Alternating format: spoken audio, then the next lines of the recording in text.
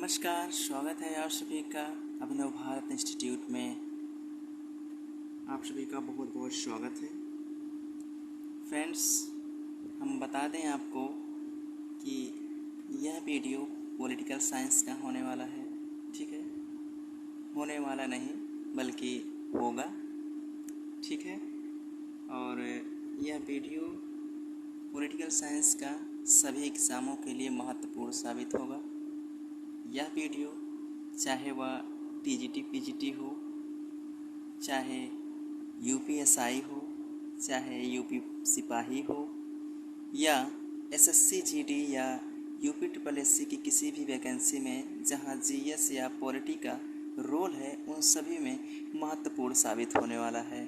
ठीक है, तो देरी ना करते हुए और शुरू करते हैं आज की टॉपिक। जैसा कि हमारे भारतीय राज्य व्यवस्था में हमारी पहली टॉपिक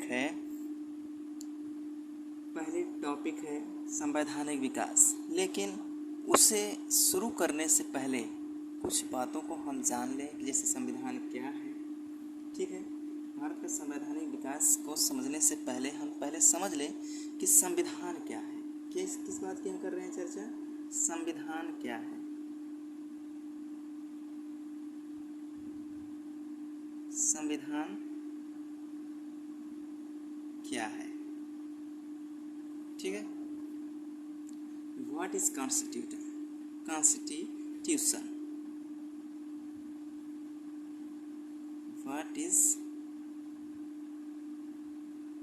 कॉन्स्टिट्यूशन? ठीक है, भारतीय संविधान क्या है इसके बारे में हम समझते हैं। जैसे संविधान नियमों उपनियमों का एक ऐसा लिखित या अलिखित दस्तावेज है जिसके द्वारा संविधान का संचालन किया जाता है और देश की जनता शासित होती है। ठीक है, क्या हमने कहा कि संविधान नियमों उपनियमों का एक ऐसा लिखित या अलिखित दस्तावेज होता है जिसके द्वारा सरकार संचालन किया जाता है। किसके द्वारा? सरकार के द्वारा संचालन किया जाता है और देश की जनता शासित होती है। ठीक है, संविधान लिखित भी होता है, अलिखित भी होता है। ठीक है, जैसे अलिखित में ब्रिटेन हो गया, सऊदी अरब हो गया, कनाडा हो गया, न्यूजीलैंड हो गया आदि ऐसे बहुत देशों में है जो अलिखित संविधान है, जो परंपरा से चले आ रहे हैं, उसी नियमों को फॉलो करते आ रहे हैं। हमारा भारतीय संविधान तो सभी जानते हैं एक लिखित संविधान है और दुनिया का सबसे बड़ा संविधान है भारतीय संविधान। तो हमारी जो पहली टॉपिक है भारत का संवैधानिक विकास। भारत का संवैधानिक विकास।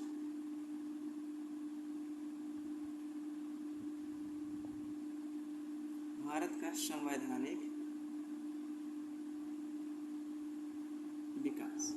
वीडियो कोशिश करेंगे कि वीडियो बड़ा ना हो, छोटा छोटा ही वीडियो हो। ठीक है, कॉन्स्टिट्यूशन डेवलपमेंट ऑफ इंडिया। ठीक है, कॉन्स्टिट्यूशन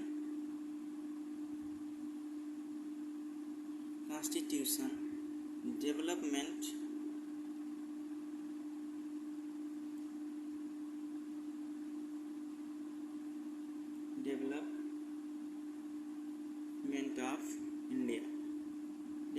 ऑफ इंडिया। ठीक है, डेवलपमेंट ऑफ इंडिया। अब हम चर्चा इसमें करेंगे भारत में अंग्रेजों का आगमन। ठीक, उसके बाद हम कि भारत का संवैधानिक विकास को हम कैसे दो भागों में बांट के पढ़ेंगे, इस पे हम चर्चा करेंगे। ठीक है,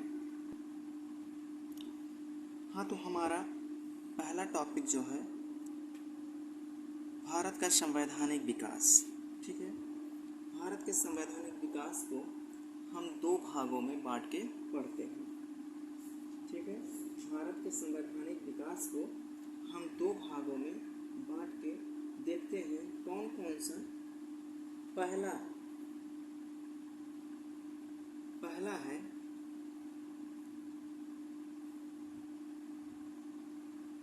पहला है ईस्ट इंडिया कंपनी के अंतर्गत भारत। ठीक है, क्या है? ब्रिटिश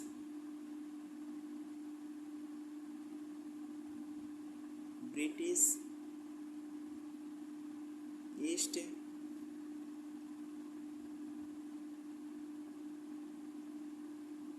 इंडिया कंपनी के अंतर्गत भारत। ठीक है, और दूसरा है ब्रिटिश क्राउन के अंतर्गत भारत। ब्रिटिश क्राउन के अंतर्गत ब्रिटिश क्राउन के अंतर्गत Bharat. British east India company के अंतर्गत जो भारत था, ये कंपनी जो शासन की थी, अभी हम बताएंगे कैसे। ठीक है, ये जो चला था 1773 से 1853 तक 1853 तक चला था, जब कंपनी भारत पर शासन करने लगी। ठीक है, उसके बाद 1858 से 1947 तक 1947 तक यानी कि ब्रिटेन से डायरेक्ट भारत पर शासन किया जाने लगा।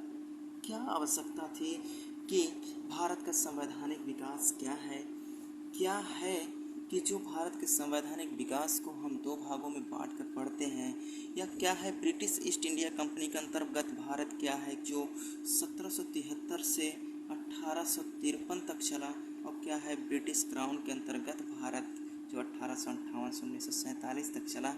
इसी को हमें समझना है। चलिए शुरू करते हैं भारत का संवैधानिक विकास। हाँ, भारत के संवैधानिक विकास को शुरू करने से पहले हम इसकी पूर्व की स्थितियाँ देखें। क्या आवश्यकता पड़ी कि कंपनियाँ आई, कैसे आई, क्राउन के अंतर्गत भारत कैसे आया, क्राउन कैसे शासन करने लगा या कंपनी कैसे शासन करने लगी, इसी सब चीज़ों के बारे में हम समझने वाले हैं। लेकिन इसके पूर्व क्या स्थितियाँ थी, कैसे 1773 पहुँचा और कैसे 1858 से 1947 तक भारत का विकास कैसे, संवैधानिक विकास कैसे हुआ, उसी को हमें देखना है। ठीक है, चलिए शुरू करते हैं। सबसे पहले हमें देखना है कि भारत में अंग्रेज़ों का आगमन कैसे था, क्योंकि भारत में अंग्रेज़ों ने ही शासन किया। 1873 से लेकर 1947 तक अंग्रेज़ों ने ही शासन किया। तो हम सबसे पहले हेडिंग डालेंगे कि भारत में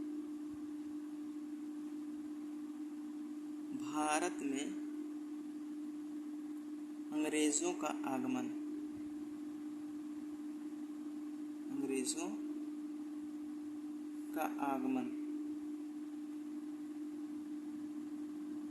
ठीक है, भारत में अंग्रेज़ों का आगमन। जिस समय भारत में यूरोपीय कंपनियों का आगमन हुआ, उस समय भारत में कौन शासन कर रहा था? ये सभी जितने भी कंपनियां थी, अभी हम आगे बताएंगे कि कौन कंपनियां क्रम से आई थी, सबके बारे में बताएंगे। तो जिस समय इनका आगमन होता है, यहाँ मैं कोष्टक में लिख देता हूँ यूरोपीय कंपनी। ठीक है, यूरोपीय कंपनी।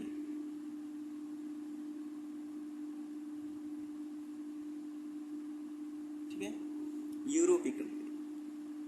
जिस समय इनका आगमन होता है, उस समय भारत में किसका शासन चलता रहा? लोदी वंश का।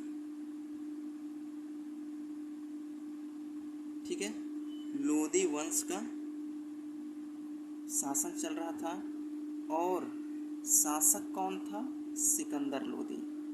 ठीक है।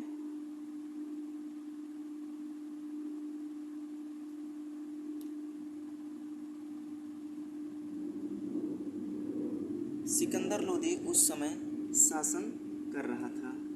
भारत में आने वाली पहली कंपनी, ठीक है, यहाँ भारत में आने वाली, भारत में आने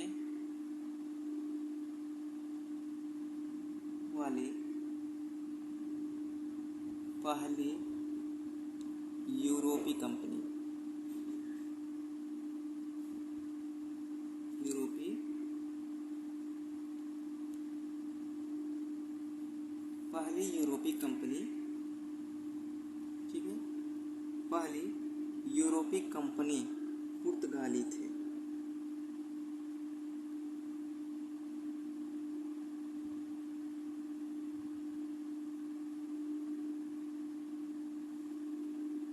ठीक है। पहली यूरोपीय कंपनी कौन थी? पुर्तगाल थी। और पहला पुर्तगाली कौन था? Vasco D gamma. Vasco D gamma.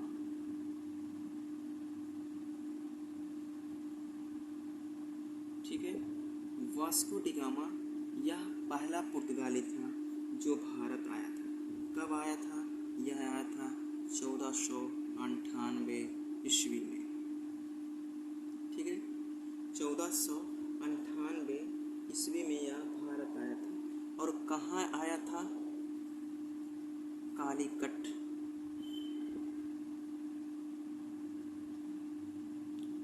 Calicut नामक बंदरगाह पर आया था। ठीक है।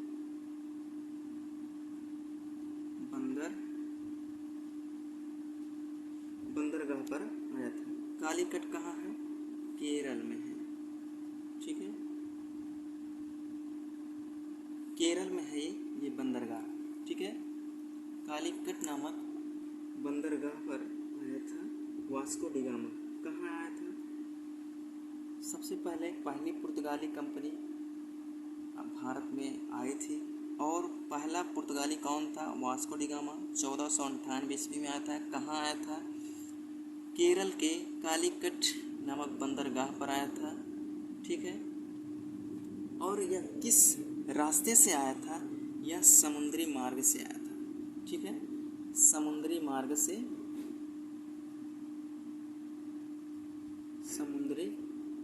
से आया था। ठीक है। समुद्री मार्ग से भारत पहुंचा था। कौन? Vasco D gamma. अगर बात करें हम अंग्रेज़ों की, ठीक है, अगर हम अंग्रेज़ों की बात करें,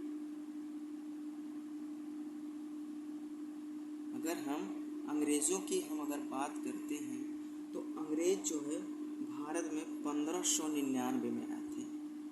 ठीक है। कब आए थे? 1599 ईस्वी में भारत में आए थे। और उस समय जब ये भारत आए तो उस समय भारत में किसका शासन था? जलालुद्दीन मोहम्मद अकबर का। ठीक है। किसका शासन चल रहा था? मुगल सम्राट जो थे जलालुद्दीन मोहम्मद अकबर उस समय भारत पे शासन कर रहे थे, जिस समय अंग्रेज़ों का आगमन भारत में होता। और भारत में पहला आने वाला अंग्रेज,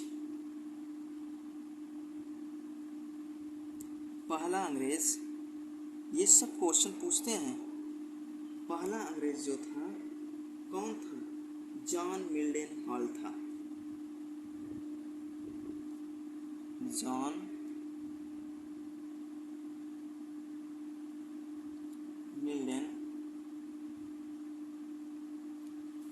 मिल्डन हॉल था जो पहले भारत आया था। पहला अंग्रेज कौन था? John Mildenhall Akbar के दरबार में आने वाला पहला अंग्रेज जो था, ठीक है, लेकिन अकबर के दरबार में, ठीक है, मैं यहाँ फिर से बता रहा हूँ कि अकबर के दरबार में पहला अंग्रेज आने वाला कौन था? रॉल्फ फिंच, ठीक है, रॉल्फ फिंच, ठीक है। पहला अंग्रेज कौन था? रॉल्फ फिंच आया था, जो अकबर के दरबार में आया था। अगर पूछता है कि भारत में आने वाला पहला अंग्रेज कौन था, तो आपका जवाब होगा जॉन मिल्टन हॉल। यदि अगर पूछता है कि अकबर के दरबार में कौन अंग्रेज आया था पहला, तो वह था रॉल्फ फिंच। कौन था? रॉल्फ फिंच था। यहाँ तक क्लियर हुआ? चलिए, उसके बाद अंग्रेजों ने भारत में सही ढंग से व्यापार करने के लिए, ठीक है, ये अंग्रेज जो थे बड़े चालाक थे। इनके पास अगर देखा जाए तो सबसे बुद्धिमान माने जाते थे। जब भारत में यूरोपीय कंपनियां सभी आई थी शुरुआत में व्यापार करने के लिए, चाहे वो पुर्तगाली हो, अंग्रेज हो, फिंच हो, डच हो, जो भी थी कंपनियां, सभी लोगों ने सबसे पहले भारत में व्यापार करने के उद्देश्य से आई थी, ना कि शासन करने के उद्देश्य से। अंग्रेज़ों ने जब यहाँ की स्थितियाँ देखी कि भारत एक कृषि प्रधान देश है और यहाँ उनको काफ़ी मुनाफा मिला, जैसे पहला अंग्रेज जॉन मिल्टन हॉल आया, रॉल्फ फिंच आया, उसके बाद इन्होंने भारत की स्थितियाँ देखी कि यहाँ पुर्तगाली बड़ी मात्रा में व्यापार कर रहे हैं, ज़्यादा से ज़्यादा उनको मुनाफा हो रहा है, तो उन्होंने भी भारत में सही ढंग से व्यापार करने के लिए एक दल का गठन किया, ठीक है। किस दल का गठन किया? एक दल का गठन किया जिसका नाम मर्चेंट, ठीक है, दल का नाम था मर्चेंट एडवेंचर्स था,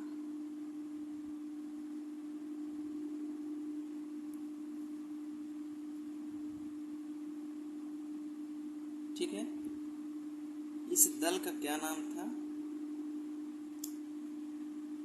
मर्चेंट एडवेंचर्स। एक दल का गठन किया। उस समय ब्रिटिश क्राउन का शासन चल रहा था, ठीक है। ब्रिटिश जो क्राउन थी उस समय महारानी एलिजाबेथ शासन कर रही थी। कौन शासन कर रही थी? एलिजाबेथ,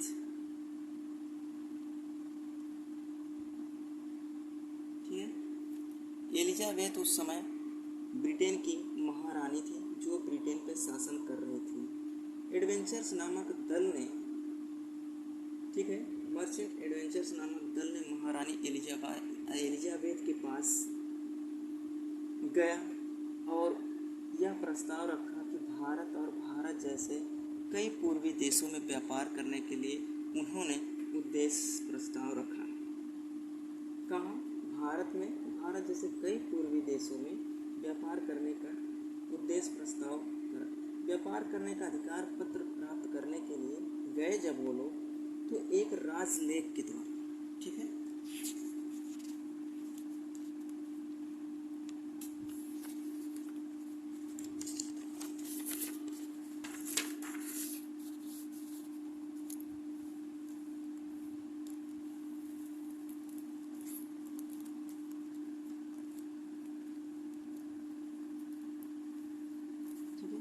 एक राजलेख,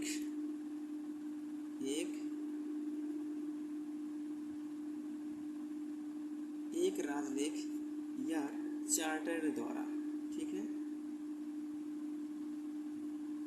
एक राजलेख के द्वारा 31 दिसंबर, ठीक है, 31 दिसंबर 31 दिसंबर सन 1600 ईस्वी में, ठीक है, 31 दिसंबर सन 1600 ईस्वी में 15 सालों के लिए, ठीक है, कितने सालों के लिए? 15 साल के लिए। 15 साल के लिए उन्हें क्या मिला? व्यापार करने का अधिकार, ठीक है, व्यापार करने का अधिकार उन्हें 15 सालों के लिए मिला।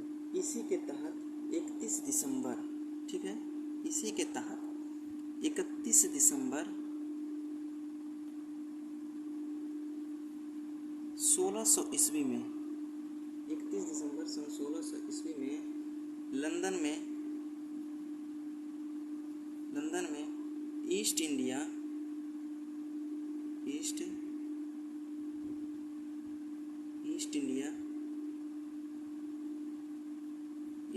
कंपनी की स्थापना होती है। ठीक है, ईस्ट इंडिया कंपनी की स्थापना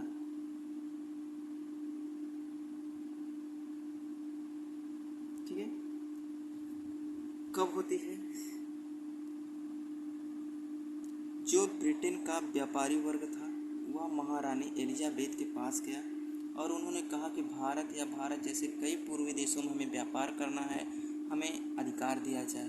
तो महारानी एलिजाबेथ ने एक चार्टर के थ्रू उन्हें 15 सालों के लिए व्यापार करने का अधिकार दिया। कब? 31 दिसंबर सन 1600 ईस्वी में। उसके बाद जब उन्हें अधिकार पत्र मिल गया तो उन्होंने अधिकार पत्र मिलने के बाद लंदन में 31 दिसंबर को ही सन 1600 ईस्वी में ईस्ट इंडिया कंपनी की स्थापना करते हैं। ईस्ट इंडिया कंपनी में एक गवर्नर हुआ करता था। ठीक है,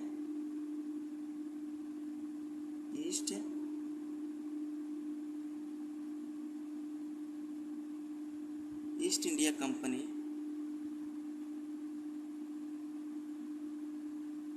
ठीक है, ईस्ट इंडिया कंपनी को चलाने के लिए इसमें जो है एक गवर्नर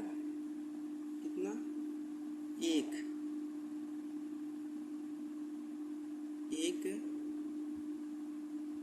गवर्नर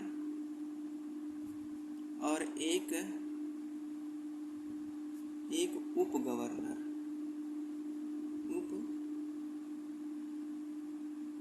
ठीक है, एक गवर्नर और एक उप गवर्नर हुआ करते थे। इसी के तहत एक गवर्नर, एक उप गवर्नर और कितने होते थे? 24 सदस्य। ठीक है, 24 सदस्य होते थे। अन्य जो है 24 सदस्य जिन्हें गवर्नर और उसकी परिषद की संख्या दी गई। ठीक है, इन सबको मिलाकर गवर्नर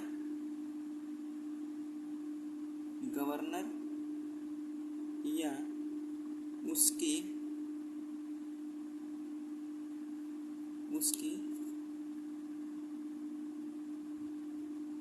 परिषद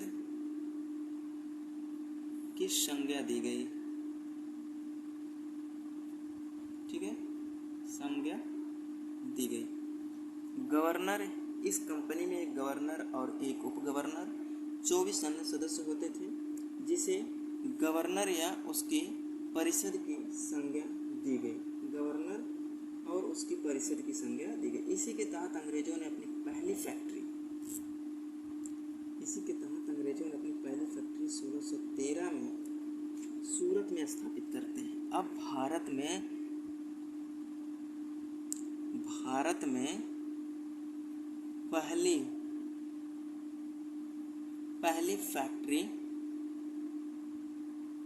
पहली फैक्ट्री कहाँ स्थापित करते हैं? 1613 में। ठीक है, 1613 ईस्वी में सूरत में स्थापित करते हैं। ठीक है, कहाँ स्थापित करते हैं? सूरत में अपनी पहली फैक्ट्री स्थापित करते हैं अंग्रेजों ने। ठीक है, पहली स्थापित कर दिए, लेकिन अंग्रेजों का पहला अधिकार कहाँ होता है? लेकिन पहली फैक्ट्री सूरत में 1613 में, लेकिन पहला अधिकार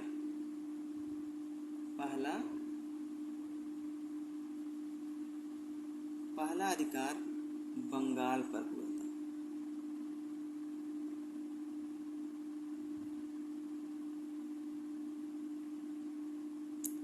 पहला अधिकार कहाँ होता है?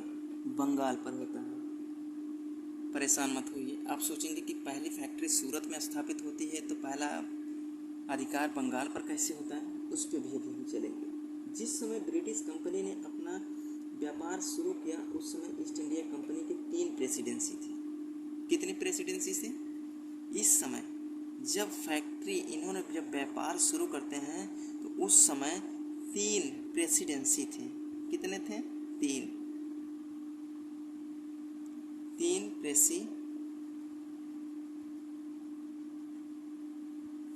प्रेसिडेंसी थी।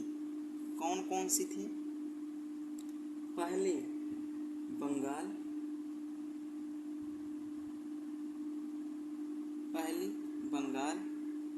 दूसरी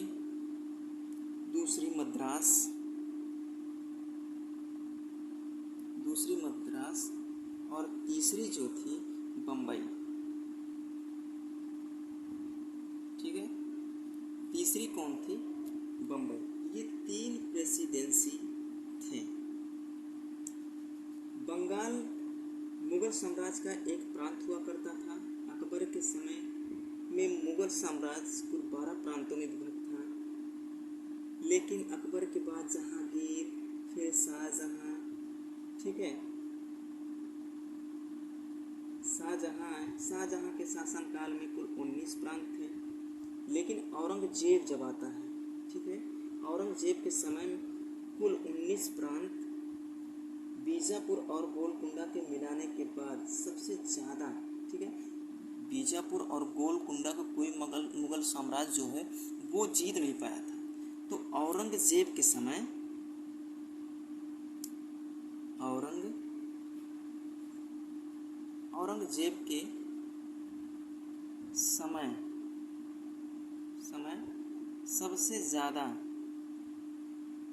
सबसे ज़्यादा प्रांत हुआ करता था। ठीक है, इसमें जो है बीजापुर प्लस गोलकुंडा, ठीक है, गोलकुंडा मिलाने के बाद सबसे ज़्यादा प्रांत औरंगजेब के समय हुए। जब औरंगजेब की मृत्यु होती है तो वे प्रांत मुगलों से अपने आप को स्वतंत्र होने लगते हैं। जो प्रांत थे, 19 प्रांत जो थे, जब मुगल साम्राज्य के 1907 में मृत्यु होती है तो सभी प्रांत अपने आप को स्वतंत्र घोषित करते हैं। औरंगजेब की मृत्यु होने के बाद मुगलों की स्थिति कमज़ोर होने लगती है, तो जितने भी प्रांत के सूबेदार थे वो अपने आप को स्वतंत्र करने लगते हैं, नवीन एवं स्वतंत्र राज्यों की स्थापना करने लगते हैं। उन सभी राज्यों में सबसे अमीर जो था, ठीक है, सबसे अमीर और स्वतंत्र या संपन्न जो प्रांत था वो बंगाल था। सबसे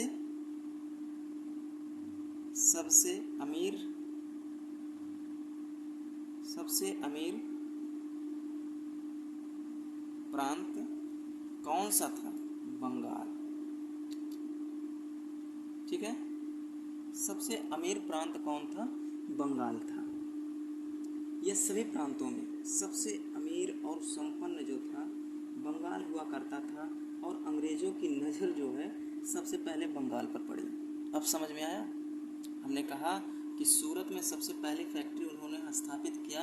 व्यापार चलता रहा, लेकिन अधिकार की अगर बात किया जाए तो सबसे पहले अधिकार कहाँ करते हैं?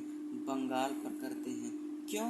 क्योंकि अंग्रेज जानते थे कि अगर व्यापार करने की कोई अच्छी जगह है तो वह है बंगाल, क्योंकि सबसे संपन्न और सबसे अमीर राज्य कौन था उस समय? बंगाल था। बंगाल पर उनकी नज़र पड़ी। अंग्रेज़ों ने भले ही पहली फैक्ट्री सूरत में स्थापित की, लेकिन अधिकार सबसे पहले बंगाल पर ही किया। ठीक है, तो फ्रेंड्स वीडियो काफ़ी लंबा हो जाएगा, इसलिए हम छोटा ही वीडियो ज़्यादा से ज़्यादा आधे घंटे या 28 मिनट 30 मिनट ऐसे ही हम वीडियो की शुरुआत करेंगे। अगला वीडियो हम अब पढ़ेंगे भारत का संवैधानिक विकास बंगाल से शुरू होता है। ठीक है, तो अगला वीडियो हम जब देखेंगे तो वह बंगाल से स्टार्ट करेंगे, बंगाल के बारे में पढ़ेंगे। ठीक है, अगला वीडियो हम कहाँ से स्टार्ट करेंगे? बंगाल की क्या स्थितियाँ रहीं, कैसे बंगाल पर अधिकार हुआ, बंगाल कैसे संपन्न देश था, अंग्रेज़ों का अधिकार बंगाल पर कैसे होता है, अन्य प्रेसिडेंसियों पर उनका अधिकार कैसे होता है, इसके बाद धीरे धीरे पूरे भारत पर कैसे अधिकार हो जाता है, इसके बारे में हम कल चर्चा करेंगे। तब तक के लिए जय हिंद, जय भारत, नमस्कार।